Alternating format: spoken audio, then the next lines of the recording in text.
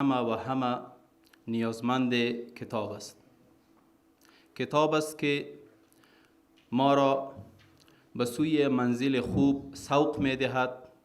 و کتاب است که می تواند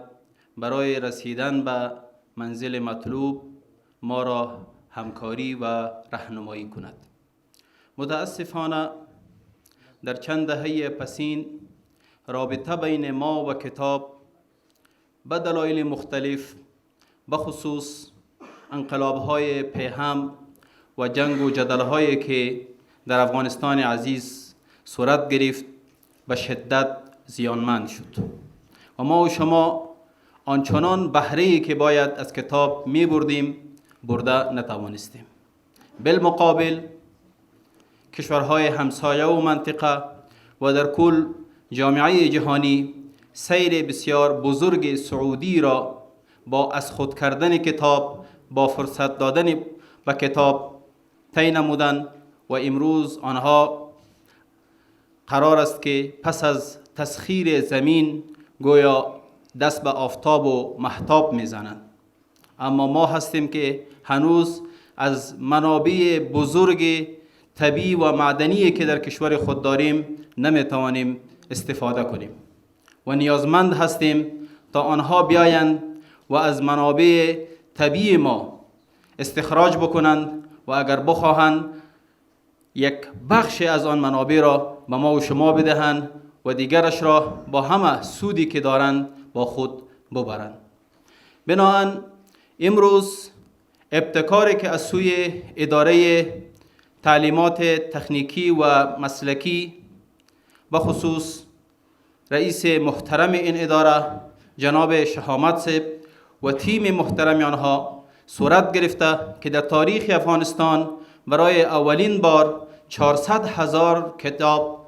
یا 400,000 جلد کتاب برای آموزش‌های تعلیمات تکنیکی و مسلکی چاپ شده و به توزیع می‌رسد. یقیناً قابل تقدیر است و ما سپاسمند هستیم.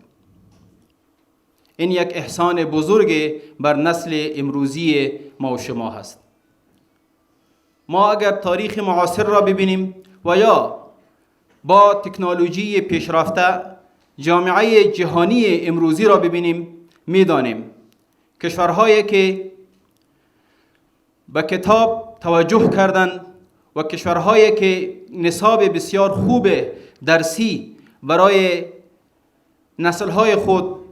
ترتیب دادند، آنها امروز دارای کشورها و جامعه‌های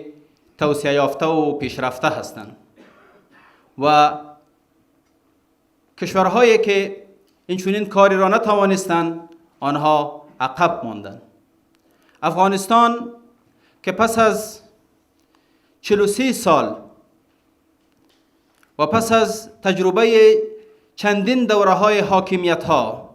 پس از تجربه چندین رژیم‌ها، اکنون صاحب نظام اسلامی هست،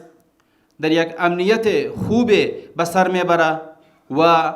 خودکفایی اقتصادی را منزل مقصود خود قرار داده است. نیاز دارد تا و بخش‌های مختلف بخصوص در بخش معارف و تحصیلات عالی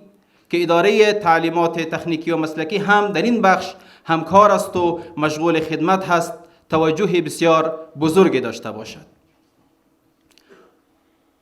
از نگاه دین اسلام تنها قرآن، حدیث، عقاید و اصول فقه چیزی هست که تغییر ناپذیر است. علومی که نیازمندی‌های دنیوی ما را رفع میکنه و یا میتواند که ما و شما را در امور دنیوی به رشد و به انکشاف برسانه، هر لحظه قابل تغییر است و دین اسلام هم با این کدام حساسیت نداره.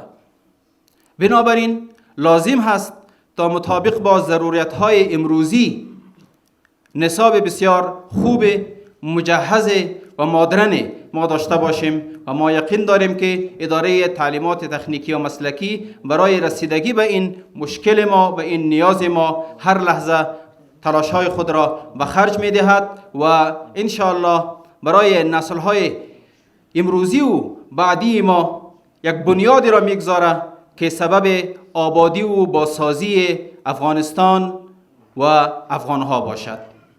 افغانستان و افغانها اکنون به این حقیقت پی برده اند و به این نتیجه رسیده اند تا ما خود را خود ما آباد نکنیم و خود را خود ما نسازیم، دیگران نمیتوانند ما را آباد بکنند و ما را بسازند و در راستای آبادی و بازسازی کشور و جامعه و مردم همچو ادارات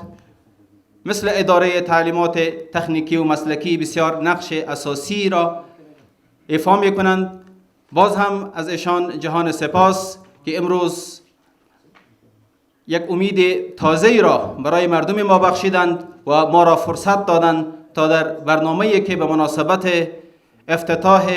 توزیع کتاب در بخش‌های مختلف آموزش‌های تعلیمات تکنیکی و مسلکی شروع می شود ما را فرصت دادند تا به همراهشان همراهی بکنیم. جهان سپاس.